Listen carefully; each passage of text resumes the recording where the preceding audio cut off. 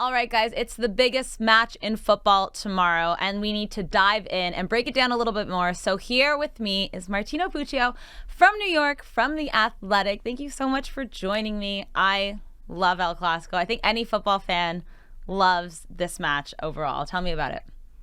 Well, yeah, thanks for having me. And yeah, for people who I guess haven't watched the sport the past 15 years or so, this is absolutely the pinnacle of it. And that kind of hurts me to say with the Milan jersey behind because the Milan Derby used to be that. But yeah, I mean, El Clasico is incredible. I know Girona's off to an incredible start as well to the league. But these are really the two teams right now. And whatever happens tomorrow morning is basically going to determine a lot for the rest of 2023. Yeah, it a lot of the time in La Liga comes down to the two Clásicos in the spring and fall. And right now, Barcelona are just behind me. Real Madrid, a point behind. So if they win this match, obviously they'll jump ahead, which is huge for them. But let's talk about both teams quickly. We were just talking off air about Barcelona and how they are so just depleted with injuries. Pedri is training, but he's unlikely for tomorrow. But it looks like Lewandowski and Rafinha will be back. And, of course, Frankie de Jong is probably not going to be back until next year. So with Lewandowski, though, and Rafinha being back, how important is that for Barcelona, considering that they've been playing kind of without a striker, without Louis? No, exactly. That's where I was going to go with this because Ferran is a nice player. But when you need him to get goals consistently and kind of that main target up front, you're going to struggle, even depending on how creative your team is. And with Barca's absence in the midfield, it was always going to be difficult. With Louis coming back, they have the best goal scorer in the league right now, by far. And it's not even close with Benzema leaving. So I think that boost right there. And Rafinha has proven to be dynamic when he has the ball at his feet. I guess it's just really that level of consistency that he needs to reach. But I didn't love Barca coming into this match if they didn't have those two. And these two, I think, honestly, changed the tide drastically. I know there's still holes in their midfield, but as of right now, like completely changing up the dynamic. Because Madrid's injuries at the defensive area as well are massive. So to kind of combat that, to get those two back is incredible. Yeah, you really notice Eder Militao as a miss for Madrid. I didn't realize how important he was. He's a fantastic player, of course, but yeah, they are missing him.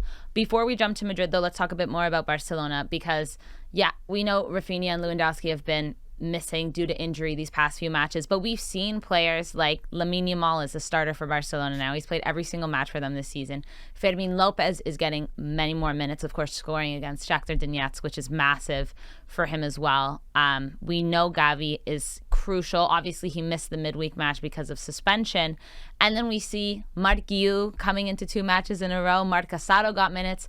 Barcelona is really kind of looking like that old Barcelona that is relying on La Masia, and Xavi is really putting trust into these young players. How important is that for Barcelona and just kind of going back to their old ways and old mentality? It kind of feels like they were forced to do this too with the financial issues, but I mean, it just also shows how prepared all these players are still. I outside of Ajax, and they're a disaster right now. I can't really think of an academy that consistently churns out talents like that. Even if they come in a little bit later to the academy, like, their development, they get in there around 14, 15 years of age. But the fact is, every time, I think you tweeted it out yourself, of the list of players that have scored or contributed for Barcelona over the course of their history, and a lot of them are more recent. I mean, Lamine is just just to have a teenager be able to go in there and contribute like that, and there's a handful of them already. Just even if one club had one player, you would never hear the end of it. But it's just such a normality at Barca that they just plug and play these guys, and they're scoring in the Champions League. It's not like they're facing these bottom tier sides in La Liga. They're actually playing on the biggest stage and contributing, and even in Lamine's case with Spain. So to just have those two, they're well, not just those two, but all these players are battle tested and ready to go. So even a match like El Clasico, as big as it is, it still might not be as scary for your normal teenager that comes up and debuts, because these guys are already this probably will be the biggest match that they play in, but they played in a ton of big ones already, so it won't be too crazy for them. Yeah, and especially I think because a lot of these younger players from La Masia are Catalan and Spanish, they really are the definition of a Barcelona player, like the Piqués and Pujols and Sergio Busquets. Yeah. So I think for them, though, playing Madrid, like they've probably hated Madrid since they were kids. So for them now, it's even more, important for them to perform at this level. And they have been, like you said. But speaking about Madrid, you mentioned something earlier saying Lewandowski is right now the best goal scorer in La Liga. More so than Mr. Jude Bellingham, who can't seem to stop scoring, unfortunately for all these Barcelona fans. Yeah, I mean, we all knew how good he was, but to play in this advanced position with Dortmund, it was a little bit more like box to box. Had more defensive responsibilities, funnily enough, for a team of that stature and how they usually play. But Ancelotti has had no choice but to play him in that sort of advanced role where he's not really a false nine, more of an attacking midfielder. He's just always in the right spot. It's not even the technical ability that's always impressive, but almost every single time he's scoring, it's opportune for Real Madrid. He's getting the winning goal almost every single time, being the point of difference on a consistent basis. And I think the important thing is it allows Modric, Kroos, even Camavinga at times when he's able to get in there, and Tchouaméni to get into their naturalized positions where Jude's like, okay, if we need goals, I'm going to be the player that can go up front. He's obviously not shy from the moment. I mean, if you have your number retired as a teenager at your first club, I think that speaks volumes as to where you're at and how you're viewed amongst your teammates and even your club. Because, it's one thing to be as talented like that, but to be the level of impact immediately at Real Madrid, I have not seen this since Cristiano joined. And I think a lot of people would say that as well, because there's been a lot of players that have made that impact, even when Kroos joined from Bayern. But this level of difference, the amount of hype behind this player, and he's exceeding expectations, that has not happened since Cristiano. And I know that's a big thing to say because that's one of the best players of all time. But almost every single time you hear about Jude, he's kind of exceeding what you hear about him. And that's kind of what makes him so special. Because, 8 goals right now? I mean, that's just, you thought over the course of the season he would have gotten that, and he has that before November. Yeah, you know what? It's so funny. I had this conversation with some other people earlier this week, and they said the exact same thing as you, that there has been no one as influential as Jude Bellingham to a new team since Cristiano Ronaldo, at Real Madrid. But it also kind of makes me wonder where Real Madrid would be without Jude Bellingham, because we've seen Rodrigo not really playing to his level this season. I know he scored midweek, but he's not really been great. Vinicius Jr. as well. It seems like this is the Jude Bellingham show. And listen, right now it's working so well for Madrid, but I'm curious that if he were to pick up an injury, he plays a lot of football. I mean, we know at England as well, right? So I'm curious to see where Madrid would be without him. But they don't need to worry about that this weekend. They do need to worry about their defense. One thing that has been kind of talked about heavily before this Clásico is Dani Carvajal. So he received a red card against Girona a couple weeks back, and La Liga has overturned it. But he was not supposed to be able to play this game. He was meant to have a 3-match suspension, and now he's back. And there's a lot of murmurs that, this is kind of like a bias towards Madrid. Barcelona gets it all the time too, like top-level favorite teams, in La Liga. If it was, let's say Getafe, this would never happen. But how important is it for Madrid, and how lucky are they that Dani Carvajal is able to play in this game?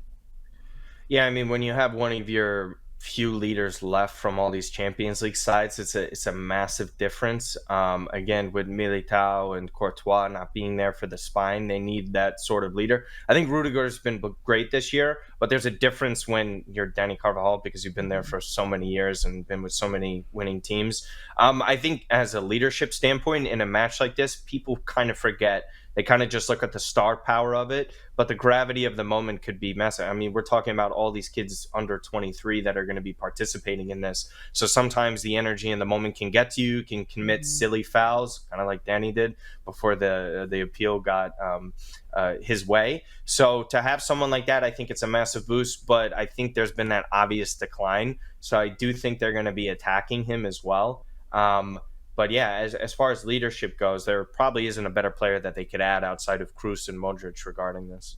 Yeah, also the only La Fabrica player left at Madrid right now, which is crazy to say.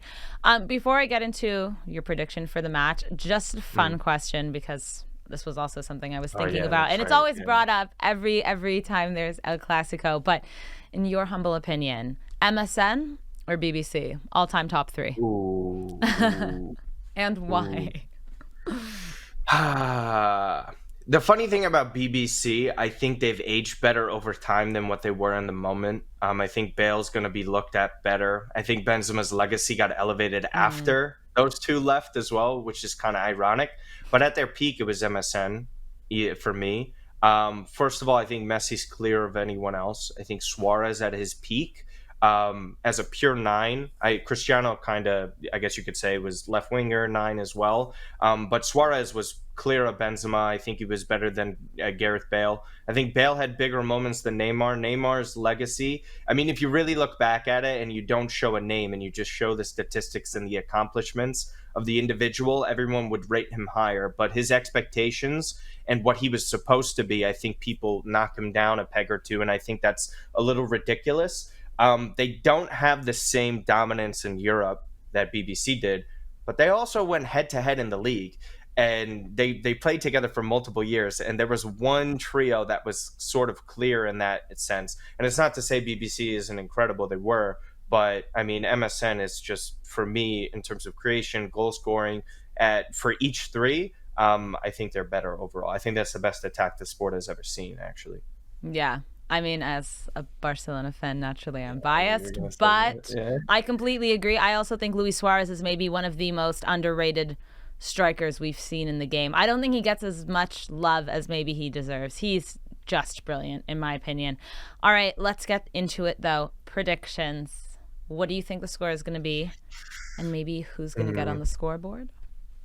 Yeah, this one's tough. So since it's in Barcelona, I mean, it really depends on who starts or not, right? I know I'm just getting into my gambling mind right now. So I would say if Louis and Rafinha, under the impression that these two would start, this one's going to be really close. I could even see a draw happening, and that hasn't happened in a while between these two. You always feel like someone ends up going for it. But I think it would be 2-1 to Real Madrid. It's a really tough one. I could see it going either way. I know Barca's been great at home as well. Their defense is always top tier, but they kind of have some injuries back there as well. Yeah, for me, it's just Real Madrid. I think there's no more informed player in the world right now than Jude. And if that's the level of difference for a match like this, where there's youngsters and there's older players coming back from injury, I think I would rather go with Real Madrid.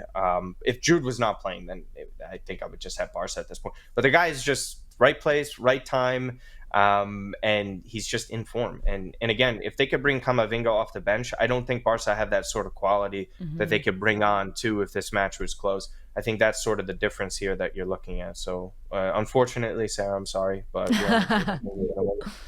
Well, I appreciate it, but we will see what happens tomorrow. It'll all come down to it at the Estadi Olimpic. Remember, Barca are not playing at the Camp Nou, but that's Martino Puccio. Thank you so much for joining me. Guys, El Clásico is Saturday morning, 10:15 Eastern, Barcelona and Real Madrid.